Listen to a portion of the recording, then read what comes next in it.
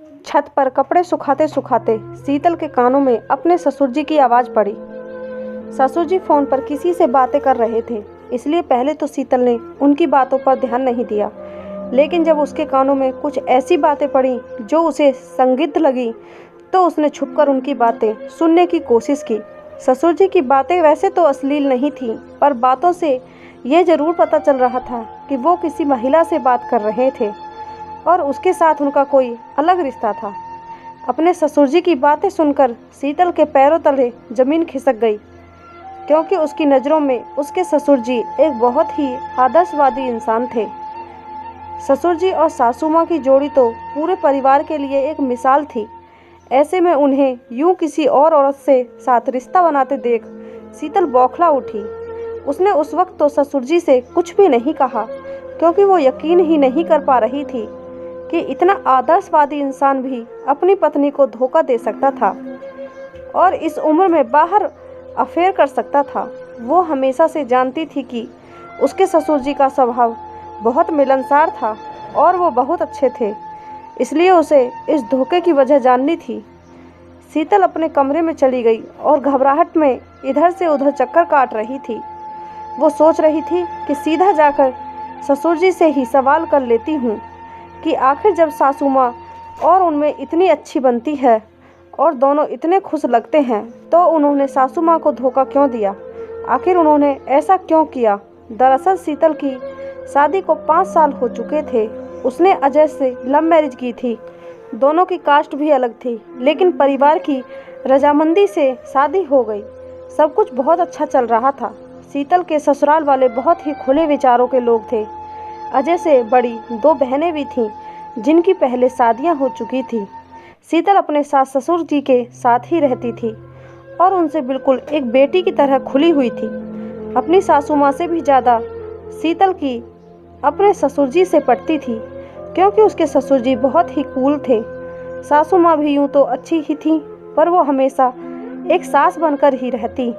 उनका स्वभाव बहुत रौबदार था और वो हर वक्त अपना रुतबा दिखाती थी, इसलिए शीतल उनके इस व्यवहार को ज़्यादातर इग्नोर ही करती थी, ताकि घर में सुख शांति बनी रहे। उसका अपने ससुर जी से बाप बेटी जैसा रिश्ता था और सिर्फ शीतल ही नहीं बल्कि पूरा परिवार ससुर जी की बहुत ज़्यादा इज्जत करता था, क्योंकि उन्होंने अपने जीवन में बहुत संघर्ष किया था और हर हाल में सबको जोड़ कर रखा था। लेकिन जब शीतल को अपने ससुर जी का सच पता चला, तब वो हैरान हो गई कि बाहर से इतने आदर्शवादी लगने वाली इस जोड़ी के बीच इतनी बड़ी दरार कैसे आ सकती है। कैसे ससुर जी अंदर से कितने खोखले हो सकते हैं, कैसे इस उम्र में भी सासू माँ को धोखा दे सकते हैं, आखिर कैसे? यही कुछ विचार शीतल को चैन नहीं लेने दे रहे थे। उसने सोचा कि अगर मैं इस बात को टालूंगी तब भी बेचैन ही रहूंगी। ससुर जी की दोबारा वैसे इज्जत नहीं कर पाऊंगी। सासू माँ को भी अभी ये बात बताना व्यर्थ है, क्योंकि उसकी सासू माँ तो वैसे भी अपनी किट्टी पार्टी में व्यस्त थी और अपनी सहेलियों के साथ बाहर गई थी। इसलिए शीतल सीधा ससुर जी के कमरे में ही पहुंच गई। उस दिन उनकी तबीयत थोड़ी ठीक नहीं थी, इसलिए वो अपने कमरे में ही रेस्ट कर रही थी। जब शीतल कमरे में पहुंची, तब भी ससुर जी फ़ोन पर ही बातें कर रहे थे और शीतल को देखते ही उन्होंने हड़बड़ाहट में फ़ोन काट कर दिया। इतने में शीतल कहने लगी कि ससुर जी फ़ोन काट क्यों दिया? बात करिए ना, अपनी महिला मित्र से ही बातें कर रहे थे ना। अपनी बहू के मुंह से ये बात सुनकर ससुर जी तो हैरान रह गए और उनके माथे पर चिंता की लकीरें आ गईं। वे लेटे हुए उठकर बैठ गए और उन्होंने पूछा कि बहू तुम ये क्या कह रही हो? पापा जी, मैंने आपकी सभी बातें सुन ली हैं।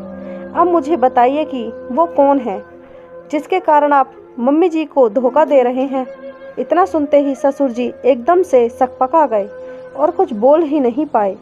तो शीतल ने फिर से पूछा, प्लीज़ पापा जी, मुझे बताइए वो कौन है और क्या रिश्ता है आप दोनों में? आपको क्या ज़रूरत है किसी और की बातें करने की या रिश्ता रखने की, जबकि मम्मी जी और आपकी जोड़ी तो कितनी परफेक्ट है। इस उम्र में भी आप उन्हें धोखा दे रहे हैं।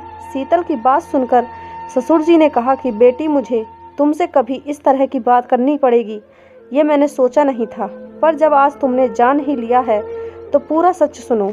आज एक बाप अपना दर्द अपनी बेटी को सुना रहा है तुम भी सिर्फ एक बेटी के नज़रिए से ही सोचना। और इतना कहकर ससुर जी ने शीतल को अपनी व्यथा सुनाना शुरू किया। वे बोले कि जब मेरी शादी हुई थी तब हमारे पास इतना पैसा नहीं था, यहाँ तक कि खुद का घर भी नहीं था। किराए के मकान में रहने से लेकर यहाँ इस बंगले में आने तक का सफ़र मैंने बहुत मेहनत और संघर्ष से तय किया है। हाँ, उस सफ़र में तुम्हारी सासू माँ भी मेरे साथ थी। वो अच्छी भी हैं, लेकिन उसमें हमेशा से एक कमी रही है। उसने कभी मुझे समझने की कोशिश नहीं की। मेरे मन को जानने का या मेरे विचारों को बैठकर सुनने का उसके पास कभी वक्त ही नहीं था। शुरू में मैं उसे बहुत समझता था कि पति पत्नी एक दूसरे के बहुत अच्छे दोस्त भी हो सकते हैं, अपना दर्द बांट सकते हैं, बैठकर एक दूसरे से बातें कर सकते हैं। लेकिन उसने हमेशा मेरे मन को अनदेखा किया और मेरी बातों पर कभी गौर नहीं किया। शाम को जब मैं थका हारा पति घर लौटता है तब चाहता है कि उसकी पत्नी उसके पास प्यार से बैठकर उससे 2 मीठे बोल बोले, उसके मन की व्यथा सुने। लेकिन मेरी पत्नी ने ऐसा कभी नहीं किया। उसे तो बस बात बात में अपना रौब दिखाना होता था, परिवार वालों के सामने पति को नीचा दिखाना होता था। ऐसे में वो मेरी बेइज्जती नहीं करती, लेकिन मुझे कुछ खास इज्जत भी नहीं देती। उसने हमेशा से ऐसा ही जताया है जैसे वो सब कुछ है और मैं कुछ भी नहीं। न जाने ये उसका कैसा स्वभाव है। मैंने उसे बहुत बार प्यार से भी समझाया कि इस तरह मत करो, लोग बाद में तुम्हारी ही हंसी उड़ाते हैं, पर वो नहीं समझी। उसे हर वक्त रौब झाड़ना ही सही लगता था। इसलिए धीरे धीरे मैंने बोलना ही छोड़ दिया। मन का मन में ही रख लेता था, क्योंकि ज़्यादा बोलो तो झगड़े होते थे और माँ बाप के झगड़ों से बच्चों पर गलत असर होता है। इसलिए चुप रहना ही मुझे सही विकल्प लगा। मैंने पूरा जीवन सिर्फ पैसे कमाने पर ध्यान दिया और सफल ही हुआ। लेकिन जैसे जैसे पैसा आया, मैडम के शौक भी बड़े होते गए। मैडम ने किट्टी ज्वाइन कर ली, नई नई सहेलियाँ बना ली। घूमना फिरना, पिकनिक पार्टी, ये सब ही उसकी ज़िंदगी का अहम हिस्सा बन गया। इस तरह बढ़ चढ़कर पैसे की इतनी नुमाइश करना मुझे पसंद नहीं था, पर क्या करता, किसे कहता। धीरे धीरे मेरे मन में एक रिक्तता आ गई। हम दोनों के बीच बहुत दूरियां आ गई, जिन्हें उसने कभी महसूस ही नहीं किया।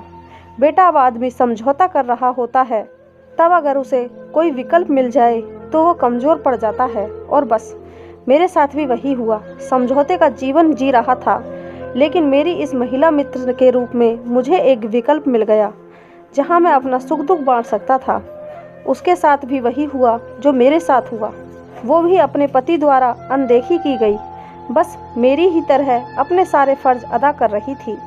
मेरा उससे कोई नाजायज़ या गलत संबंध नहीं है। जैसे तुम सभी के दोस्त होते हैं, बस वैसे ही वो भी मेरी एक ऐसी दोस्त है जिसके साथ मैं अपने मन की हर बात कह सकता हूँ। हमारा बस मन का रिश्ता है, बहुत ही पवित्र। हम दोनों एक दूसरे के मन की बातें कर लेते हैं और मन हल्का कर लेते हैं। हम किसी का कोई नुकसान नहीं कर रहे, ना ही किसी के साथ कोई अन्याय कर रहे हैं। मुझे उससे बात करके सुकून मिलता है। जो बातें तुम्हारी सास ने कभी नहीं समझी हैं, वो उसने समझी। बस यही मेरी गलती है। अब तुम चाहो जो सज़ा दे सकती हो। अपने ससुर जी की पूरी जीवन गाथा सुनने के बाद शीतल तो कुछ बोल पाने की स्थिति में ही नहीं थी। उसकी तो मानो आंखें खुल गई, क्योंकि आज उसने अपने ससुर जी के माध्यम से ज़िंदगी का दूसरा पहलू देखा था। आज उनकी कही बातों ने उसे जीवन की सच्चाई से अवगत करा दिया था। उसे लगा कि वाकई हर इंसान को एक ऐसा साथी चाहिए जो सिर्फ तन से नहीं बल्कि मन से भी उसके साथ हो, जिससे वो अपने दुख सुख की बात कर सके, अपना दर्द बांट सके। यदि हर पति पत्नी एक दूसरे का दर्द समझ ले तो शायद समाज में ऐसा कुछ हो ही नहीं। ससुर जी का दर्द सुनने के बाद शीतल को वे कुछ हद तक सही लगे और आज उसने मन ही मन एक और चीज़ सीखी थी कि वो हमेशा अपने पति की अच्छी दोस्त बनकर रहेगी, ताकि उसे बाहर किसी और के साथ कंधे की ज़रूरत ना पड़े। इधर ससुर जी इस इंतज़ार में थे कि ना जाने शीतल क्या कहेगी, पर शीतल को दिल से तो ससुर जी की बात सही लगी, लेकिन उसे उसकी सासू माँ की भी चिंता थी कि यदि उन्हें इस दोस्ती का पता चला तो उनका क्या हाल होगा। वो नहीं समझ पाएंगी और टूट जाएंगी। इसलिए उसने अपने ससुर जी को कड़े शब्दों में कहा कि पापा, आप बहुत समझदार हैं, मैं आपसे ज़्यादा कुछ नहीं कहूँगी, बस इतना ही कहूँगी कि अब बस रुक भी जाइए। माना आपका रिश्ता पवित्र है, पर यदि किसी को पता चला तो कोई इसे पवित्र नहीं समझेगा। आपका दर्द किसी को नहीं दिखेगा, नज़र आएगी तो सिर्फ आपकी गलती। इसलिए बस अब इस दोस्ती को यहीं रोक दें। और इतना कहकर शीतल कमरे से बाहर चली गई। दोस्तों, आपको ये कहानी कैसी लगी कमेंट बॉक्स में ज़रूर बताएं। अगर आपको ये कहानी अच्छी लगी हो तो चैनल को सब्सक्राइब, वीडियो को लाइक ज़रूर करें। धन्यवाद।